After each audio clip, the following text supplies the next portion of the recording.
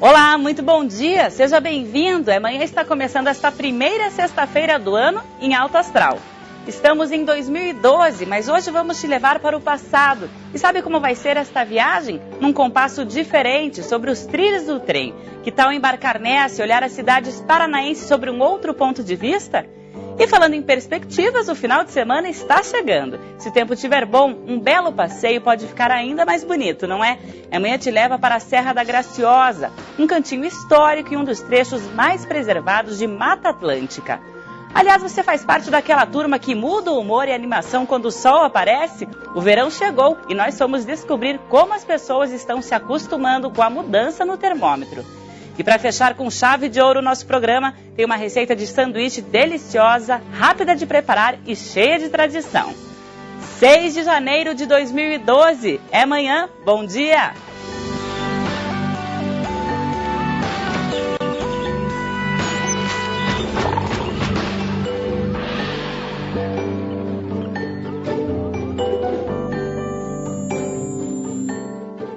Amanhã começa esta sexta-feira com um quê de romantismo e também de saudosismo. Essas duas palavras que têm tudo a ver com a história das ferrovias no Paraná. Durante muitos anos, viajar de trem era a principal alternativa para quem queria chegar a outra cidade ou parar num ponto no meio do caminho. E foi justamente em volta dos trilhos que as vilas foram crescendo, ficando maiores, mais urbanas. O tempo passou e hoje as estradas de ferro que levam as locomotivas são as mesmas, mas a paisagem é bem diferente. Curitiba é um exemplo disso. Amanhã convidou 2 interessados neste assunto, um historiador e uma antropóloga, para um passeio bem diferente pela capital, uma parada para relembrar as ferrovias.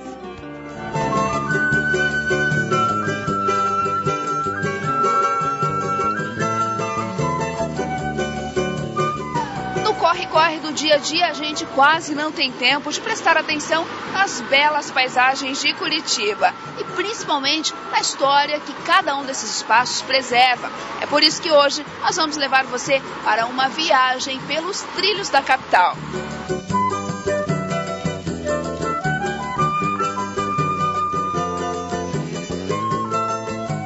Quem vai nos guiar por esse passeio são estes 2 pesquisadores, a antropóloga Dayana Córdova, o historiador Fabiano Stoiev e mais 2 colegas acabam de realizar uma grande pesquisa sobre a ferrovia paranaense.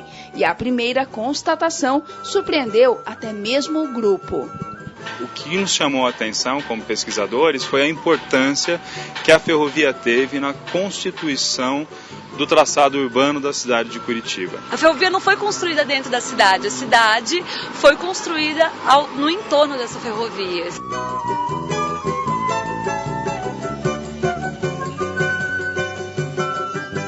Ao longo de 2010, os pesquisadores fizeram uma verdadeira maratona pelas estradas de ferro da cidade. Descobriram uma série de paisagens e uma rica herança. Estamos na Ponte Preta, na rua João Negrão, um dos símbolos da ferrovia paranaense. E Fabiano, aqui então era o aeroporto do início do século passado? Como é que é essa história?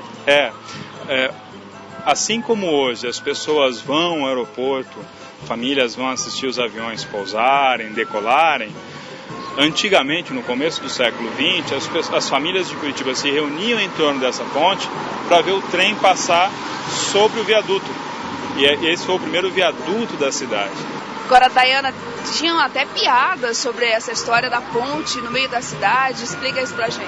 Porque era uma ponte que não tinha rio, né? Então, quando os trabalhadores estavam construindo a ponte, eles eram motivo de chacota pela população, que perguntava quando que ia construir o rio embaixo dessa ponte, né? Falava, ué, cadê a ponte? Cadê o rio da ponte? Essa ponte não tem rio, o que vocês estão fazendo?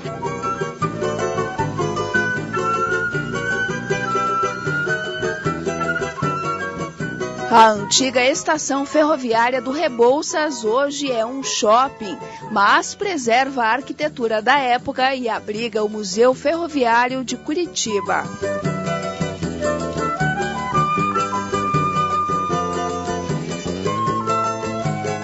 Esta era uma das vilas habitadas por funcionários da ferrovia em Curitiba. Fica na Vila Capanema, pertinho do centro, e pouquíssima gente conhece.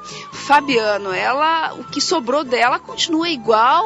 O que é que mudou aqui? As casas, elas continuam as mesmas, tal como foram construídas pela rede na década de 30, 40, para a moradia dos trabalhadores da própria rede. O que mudou foi a quantidade de casas, muitas foram destruídas, eram 90 casas aqui, hoje restam 14 dessas casas. Dayana, qual a importância desse espaço aqui para a preservação da história da ferrovia e da história mesmo de Curitiba?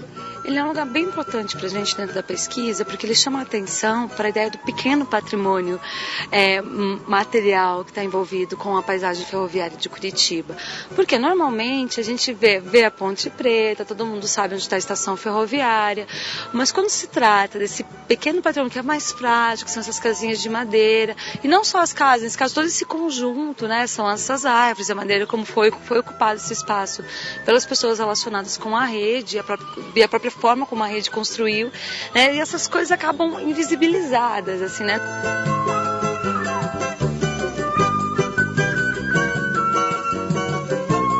Aqui, olha, onde hoje as ruas substituíram a estrada de ferro. Já foi uma parada dos antigos trens de passageiros, que ficaram conhecidos como trens de subúrbio. O estribo da U também foi importante para o desenvolvimento aqui da região. É que a localização privilegiada fez surgir nos arredores pequenas indústrias, armazéns e até um açougue e abatedouro.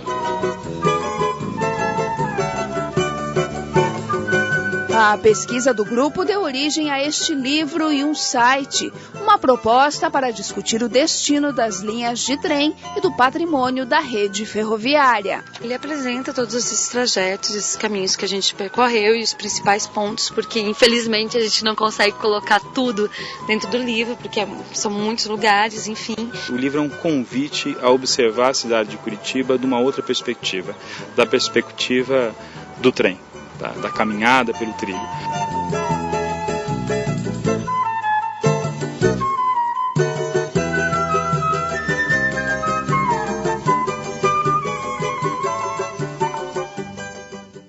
Que interessante saber tudo isso, né? E olha que só mostramos um pedacinho do que está no livro.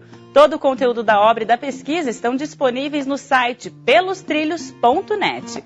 E para falar sobre como conciliar o passado e o presente dos trilhos de trem, vamos receber aqui no estúdio o diretor da Associação Brasileira de Preservação Ferroviária, Leon Henrique Pereira. Seja bem-vindo ao É Manhã. Olá, bom dia. Tudo bem? Tudo bem, fica à vontade. Leon, você que é diretor da Associação Brasileira de Preservação Ferroviária, como é que começou tudo isso? Tudo começou com 3 malucos que gostavam de ferrovia. Então eles... Você era um deles? Eu era um. Então começou com pegando uma peça, outra e juntando tudo e formou hoje a associação. Então são vagões antigos, locomotivas antigas, toda a história da ferrovia. Uma parte, né? Um pedaço que sobrou, a gente está preservando. Vocês são responsáveis aqui no Paraná, mas essa associação é brasileira? Isso mesmo. A associação ela é nacional. Existem regionais, a nossa é uma regional Paraná. Então, todas estão divididas. Existe a Santa Catarina, São Paulo, entre outras. Mas o que exatamente vocês fazem? Quais são os trabalhos? Então hoje a nossa missão é preservar a ferrovia. Então a gente preserva desde carros, a história, restaurando materiais, vagões, que em breve até vai ter um passeio de Maria Fumaça em Curitiba. Olha que bacana, conta pra gente como é que vai ser isso. Então hoje a gente está restaurando os vagões que farão parte da composição da Maria Fumaça. A Maria Fumaça é uma das primeiras do Paraná que participou da construção da ferrovia Curitiba-Paranaguá. Então essa locomotiva, com mais 5 carros de passageiro e até um especial, que é o administrativo, que é o Getúlio Vargas Andonelli, fará o passeio de Curitiba até Pinhais. Então é um trajeto de 6 quilômetros, com ida e volta dá 12, mas é um passeio só para relembrar um pouco a história. Você já tem ideia de quando isso já vai dar para ser feito? A nossa previsão é que em junho esteja pronto todos os carros e a locomotiva também.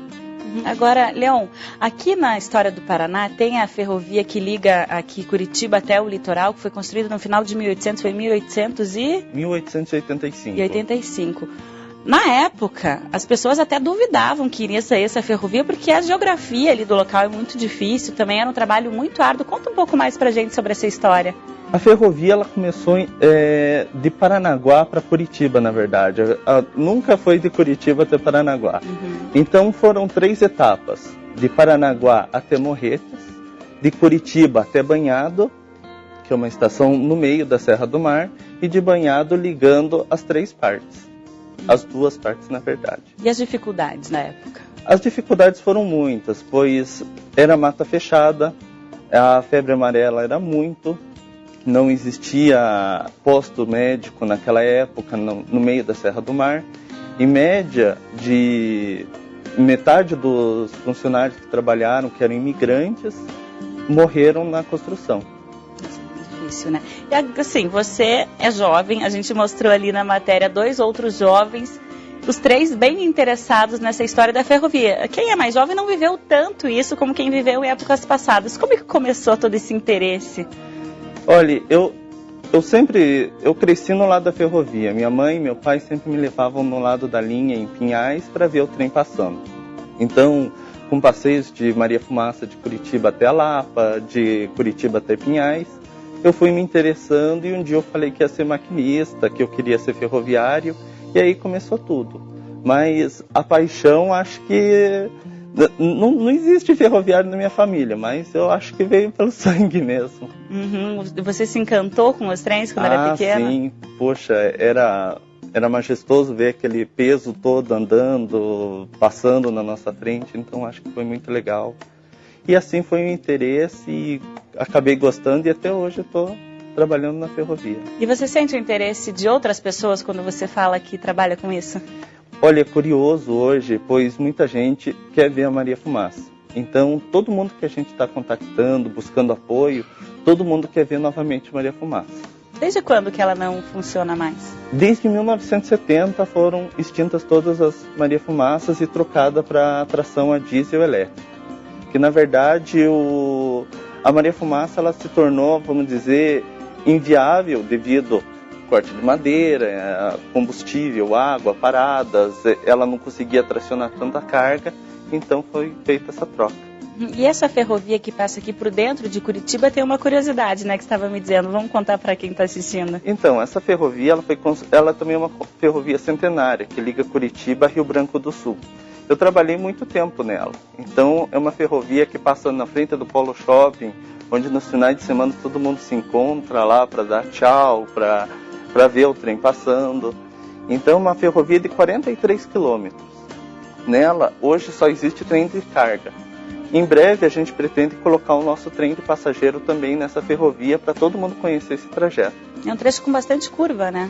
Isso. Como tem bastante curva, além de ser um jeito deles ganharem um pouco mais na construção, as curvas serviam como freio das locomotivas a vapor, pois pelas curvas que vão fazendo o freio dela. Ou seja, vinha muito carregada, não podia ser numa linha reta mesmo. Só, né? Senão ficava antigamente perigoso. Até tinha os guarda-freios que ficavam em cima dos vagões, freando os vagões. Quando a locomotiva apitava, o guarda-freio tinha que segurar no freio os vagões. Bem diferente do que é feito hoje, né? Com certeza. Ainda bem. Tá certo. Olha, muito obrigada pela sua participação aqui com a gente, bem interessante mesmo. A gente já passou os seus contatos aqui na tela para quem quiser saber um pouco mais dessa história bem interessante. Muito obrigada pela sua participação. Obrigado. Em séculos anteriores, se a viagem entre Curitiba e o litoral não fosse de trem, era feita no lombo de mulas que cortavam a estrada da Graciosa. No próximo bloco, vamos te levar para conhecer este belo caminho no meio da Serra do Mar. Não saia daí, amanhã volta já!